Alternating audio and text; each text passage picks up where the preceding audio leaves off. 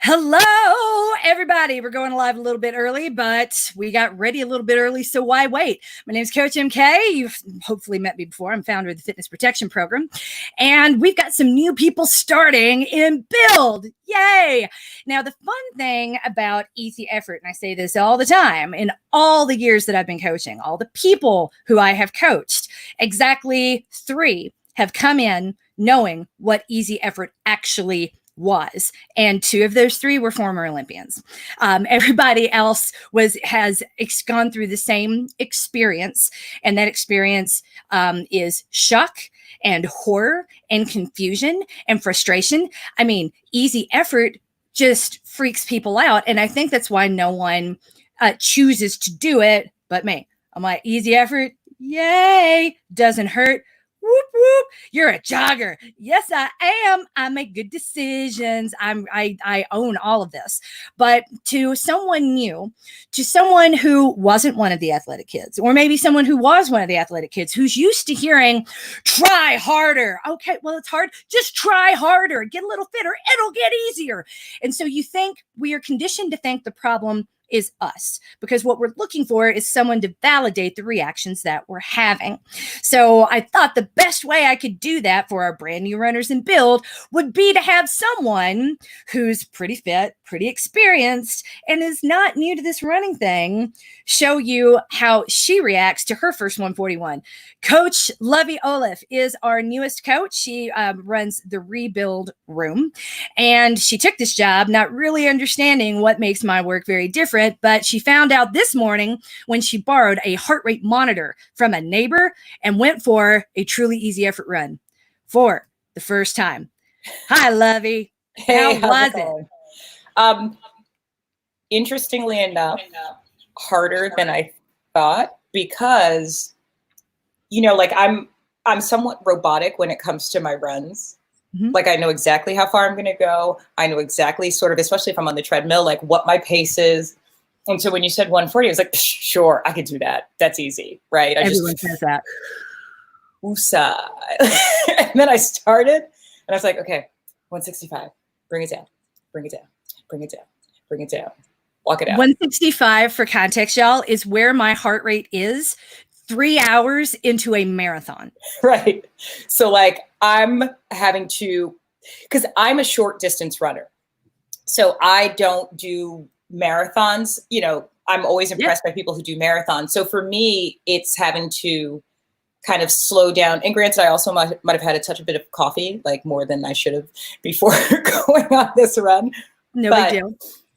But it did require, really trying to slow down and really pacing myself and breathing and not feeling like it had to be about the distance as much as it had to be about keeping my pace, my breathing, and my movement, a little more even keel. So it's like, I would love to do this more often for my normal runs and see sort of long-term effects of how my running is. So I'm curious, because have you always had, like, what's always been your kind of heart rate for running?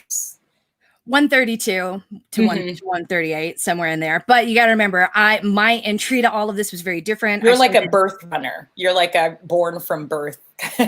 No, well, I mean, born from trauma, like like thinking of Lady Gaga, like emerging from the egg. The egg of that hatched the Coach MK was my dad's heart attack. So we learned how to jog together in the cardiology office when he was in for his checkup following a quintuple bypass. And they said, if you want to survive, then you've got to start jogging. You've got to strengthen your cardiovascular system, strengthen your heart. And that was I've never forgotten, they put the fear of God into him. You wear this. And I'm like, in 1983 was a very different ball game. Like the heart rate monitors were not commercially available other than to like super elite athletes and maybe some colleges. And they were gigantic. They looked like a harness on a horse. And like old car phones. Basically. Yeah. And that's what we wore. That's what he wore every time he went out. And I just kind of went with him. And when we didn't go together, I would use the heart rate monitor too, because I was curious. But that only came later when I got older. But to provide context. People that go out, and this is one of the things that I talk about, well, I don't talk about, but I'm subtly trying to push, is connecting the 3 dots of effort and time as well as distance. Because generally speaking, like you said, 165, it probably doesn't feel hard relatively, because the question you ask yourself is, could I go harder? Could I go faster? Right. Sure. Of course I can. So de facto, the answer is this is default easy. And that's not exactly the way we need to look at it. But also, if you're not doing distance ever, or you don't expect to be doing this necessarily the rest of your life.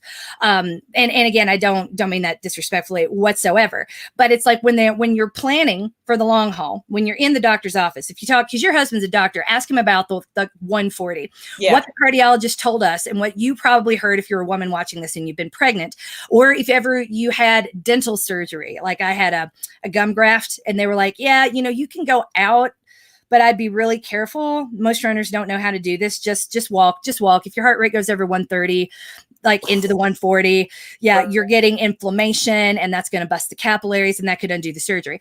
So 140 has medical purpose. It just hasn't been used really for training. So what we were told to do is keep it under 140. Do not go over 140 unless there is a very good reason, because every minute you spend up there, and this is my dad, not to you, but to my dad, who had just had the heart attack. Harder is not better. In fact, you're not using oxygen. Your body can't get it efficiently. When you're working that hard, you might as well be sitting on the couch smoking a cigarette. You are here to build your cardiovascular system. So that doesn't mean it's the equivalent for all of us to smoking a cigarette. But when you think about the damage it can do to your body, I don't want you to be scared of 142 or scared of 145. I want you to be cognizant of how many days a week do you run, Lovey? Probably 5. You run 5 days a week with a heart rate 165?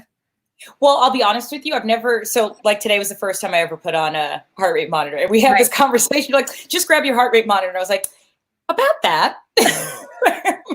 And so I'm what I consider to be a self-taught, homegrown athlete. Like I played rugby in college, and I did all of that. And then there was a hiatus. So I sort of came back into the fitness world 6-7 years ago, and really it was like playing it by ear. So this whole process of also working with you is a learning experience for me, because there are lots of things where I'm like, oh, wow, we're doing that strength exercise, and aha, this feels so much better now. So I'm a person who understands that there's always room for improvement and always an opportunity to learn more. And so when we did this today, I'm like, oh, noted. This is interesting. And it will likely change kind of how I run, because for me, the running it's my therapy. It's my home. It's my time to clear my mind. And it also allows me to go into the, more strength training stuff loose and feeling much better, but I'm in it for the long haul. So I'm hearing you clearly. One thing around your therapy is therapy. Running is meditation. It can have therapeutic value, but so can petting horses, according to John Oliver.